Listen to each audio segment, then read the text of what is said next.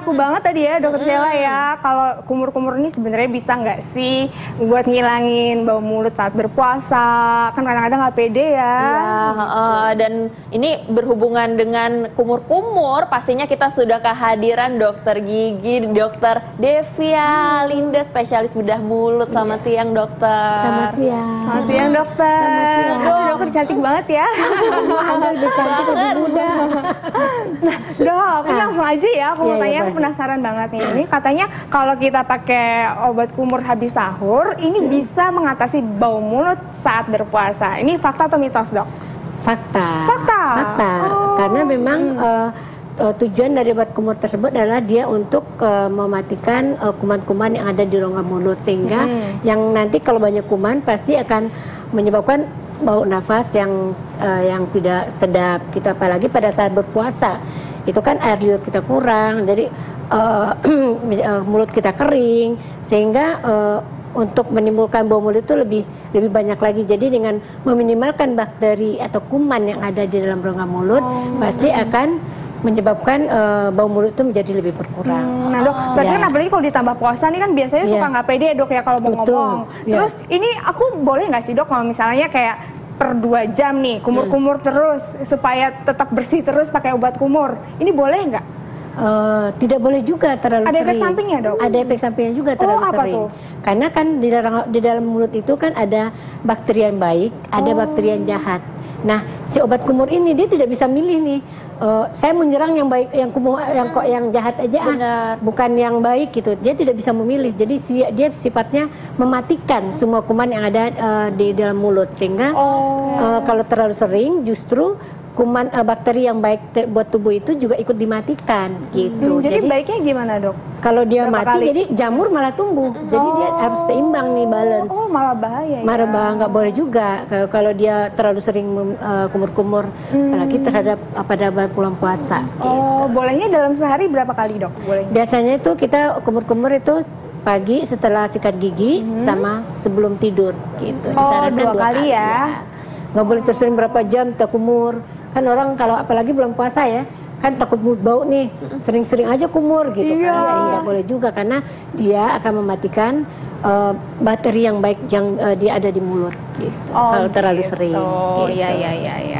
Oke dok, ini selain obat kumur yang biasa mungkin Intan cobain ya tadi ya, ini banyak orang masyarakat beranggapan juga kalau misalnya obat kumur yang mengandung alkohol itu mungkin lebih baik tuh dok, dan juga katanya nih dok, ini bisa untuk kalau misalnya digunakan berkumur bisa mematikan virus corona juga dok. Itu fakta atau mitos sih dok? Mitos. Mitos ya dok. Iya, jadi alkohol ini memang dia mengandung antiseptik yang membunuh kuman juga, tapi bukan berarti kita kumur-kumur dengan alkohol dia bisa mematikan virus corona yang ada di dalam tubuh kita gitu. Oh iya. Mitos. Tapi mungkin masyarakat beranggapannya mungkin yang masih di tenggorokan aja bisa kok gitu. Itu gimana dok? Jadi gini, kalau obat kumur ini dia kan cuma mematikan kuman beberapa saat, beberapa menit.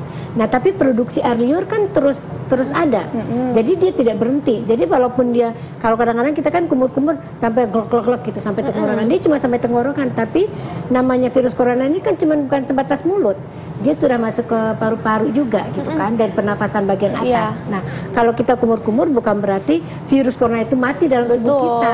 Karena dia cuma mematikan sesaat. Pada saat kita berkumur dia mati itu, tapi air liur kita kan terus diproduksi. Dia ada lagi, keluar lagi di mulut, dia ada lagi gitu. Jadi sewajarnya aja ya, sewajarnya aja, karena dia tidak akan mematikan virus corona. Kalau dia bisa mematikan virus corona, mungkin virus corona nggak seperti sekarang. Iya sih. Cuman kan kadang-kadang ya dok, gimana caranya ya, pokoknya proteksi diri. Karena kan alkohol katanya bisa matiin virus, jadi semuanya dipakai, termasuk untuk obat kumur-kumur. Terus dok, ini kalau ngomongin juga nih obat kumur-kumur yang ada ngandung alkoholnya. Jadi aku juga sempat bingung kan. Tadi ada yang bilang katanya bisa matiin virus, tapi ini juga ada yang bilang nih kalau kita gunain ya dalam jangka waktu panjang justru malah bisa nyebabin penyakit kanker mulut. Ini fakta atau mitos dok? Fakta. Fakta dok.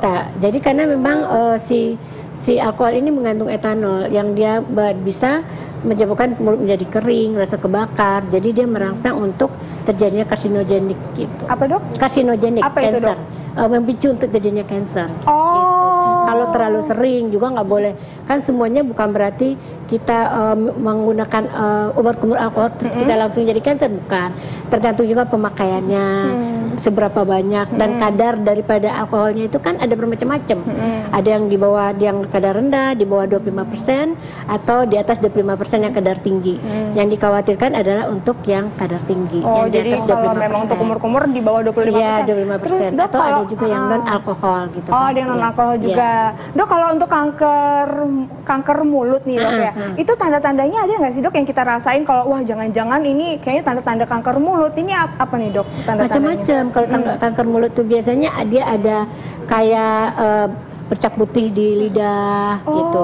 Biasanya itu tanda-tanda daripada kanker itu sendiri. Itu juga kita kan kalau ada kayak ulkus-ulkus kita harus curiga. Tapi kalau selama dalam rongga mulut kita tuh tidak ada masalah, tidak ada kayak ulkus. Yang sering tuh si ulkus sama warna putih di lidah. Ulkus apa, Dok? Ulkus itu kayak koreng di mulut, kayak sariawan yang kita sangka sariawan. Jadi jangan terlalu, kalau sariawan tidak sembuh-sembuh, kita obati berbulan-bulan, kita harus langsung periksa ke dokter. Gitu. Baik, Dok, ini pasti masyarakat jadi takut karena memang ngeri ya, Dok ya. Ini kalau misalnya ngomong-ngomong soal ulkus ya, Dok ya, atau soal sariawan. Nah, tapi ngomong-ngomong ini nggak usah khawatir ya masyarakat, karena kan memang ini hanya terjadi ke orang-orang tertentu dan memang ada faktor resikonya seperti merokok, konsumsi ikan asin dan lain-lain ya, Dok ya. Jadi bukan cuman obat kumur aja. Jangan jadi takut kumur juga ya, Dok ya. Nah, Dok, ini ada lagi, Dok, katanya air garam ini dapat digunakan untuk konsumsi untuk kita menggantikan obat kumur nih, Dok. Nah, ini fakta atau mitos, Dok, tapi jangan dijawab dulu. Sesaat lagi, jangan kemana-mana, tetap bersama kami di Hidup Sehat.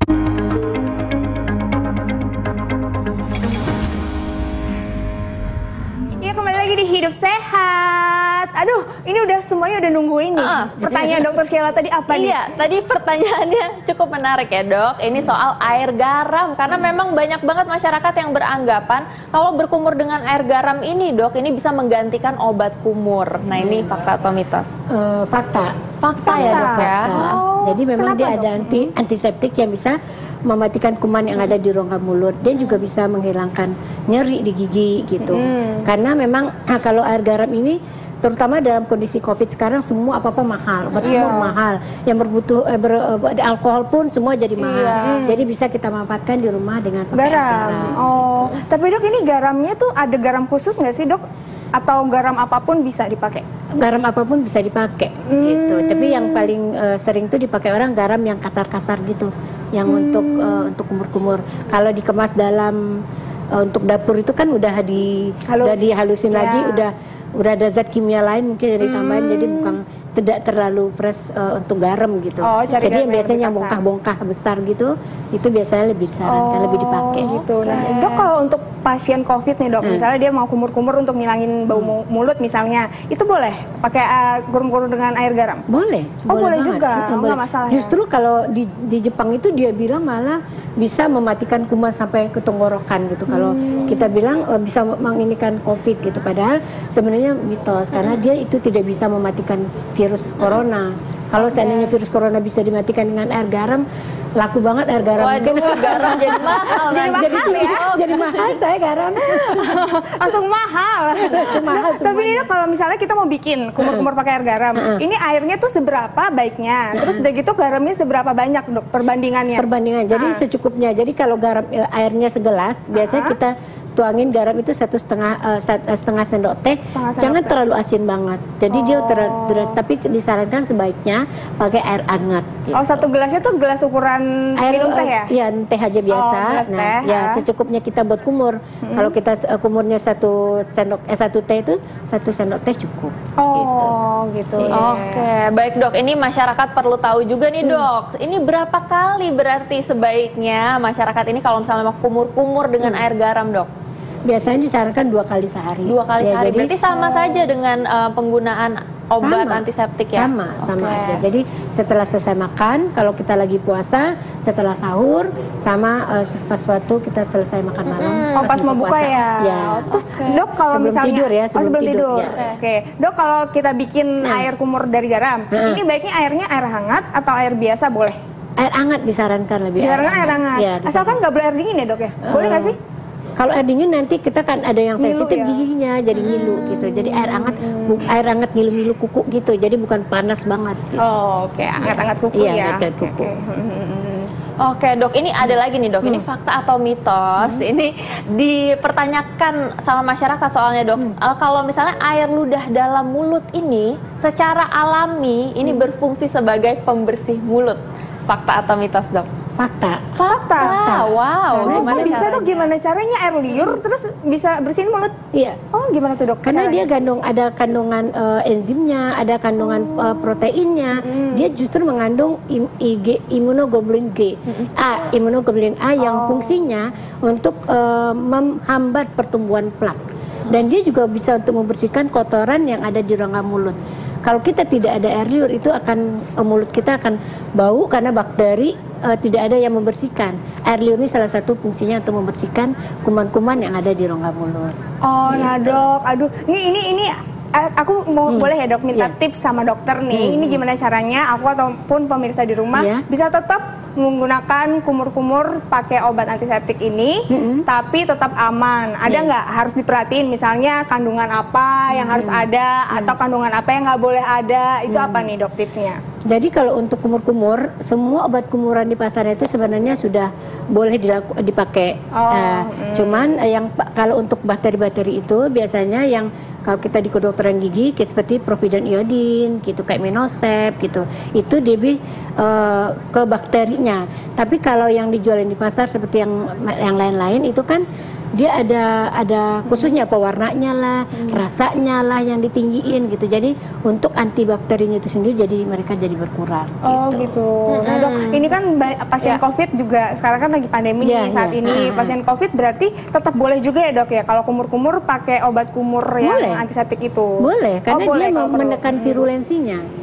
Bukan membunuh, ya menekan virulensinya. Menekan apa dok? Virulensinya. Oh, virusnya. Iya, virusnya. Tentunya garam juga sama aja ya dok ya. iya, Tapi sama kita harus himbau masyarakat juga jangan sampai saliva itu cukup, terus garam cukup, antiseptik juga kumur-kumur. Jadi mereka malah nggak sikat gigi, nggak dental flossing.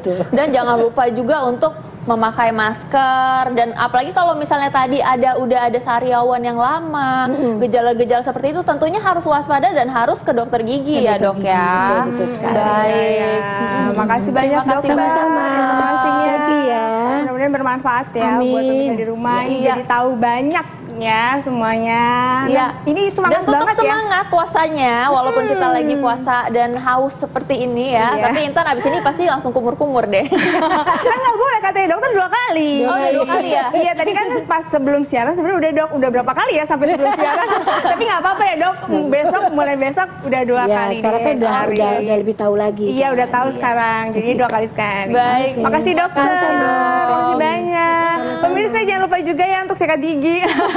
Terus pokoknya jangan mentang-mentang boleh kumur-kumur terus jadi lupa sikat gigi. Bener Jangan banget. pokoknya. Justru yang penting sikat giginya. Oh, justru yang penting Iya, giginya sikat kan? giginya. Obat kumur ini kan cuma untuk Tambahan ya? Tambahannya. Justru yang penting Hanya tambahan ya, Iya, dok, ya? tambahannya. Yang gitu sikat giginya jangan lupa. Nah, yang paling penting lagi ya, kalau mau tahu informasi kesehatan yang akurat, nonton terus Hidup Sehat. Betul dong sekali. ya. Setiap Senin sampai Jumat jam 1 sampai jam 2 siang hanya di TV One. Dan sudah waktunya kami pamit undur diri sekarang. Saya Dr. Sheila Salsabila. Saya Intan Somadina, Indonesia, Hidup sehat.